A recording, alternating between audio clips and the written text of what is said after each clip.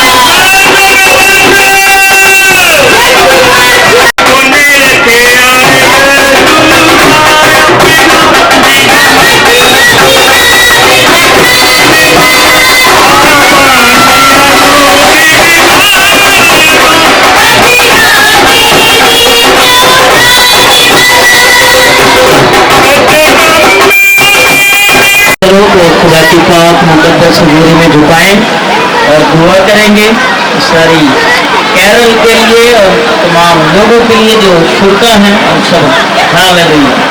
खुदा अज़ीम प्यारे असली और अब्दी पिता, हम तेरे नहायत शुक्रगुजार हैं खुदा इस बात के लिए कि जो यीशु की आमद और उसकी खुदा सेलिब्रेशन करते हैं तेरे लोग, तो तेरी मिन्नत करता हूँ खुदा कि तू एक एक बंदगी को बरकत दे और अपनी गवाही और अपने जलाल के लिए इस्तेमाल कर खुदा। इस कैरल के सारे इंतजाम को तेरे कमी और सुंदर हाथों में देते हैं, तमाम बच्चों को, बहनों को, बुजुर्गों को, खुदा बेटियों को तेरे हाथों में देते हैं खुदा। और हम चाहते हैं कि हमारी जिंदगियों से तुझे जलाल मिले। हालेलुया। यही बरकत तेरे लोगों के लिए चाहते हैं यीशु के नाम से, आमीन। हौसला अफजाई कीजिएगा, तमाम जगह खाली छोड़िएगा। चलो ऑन करो।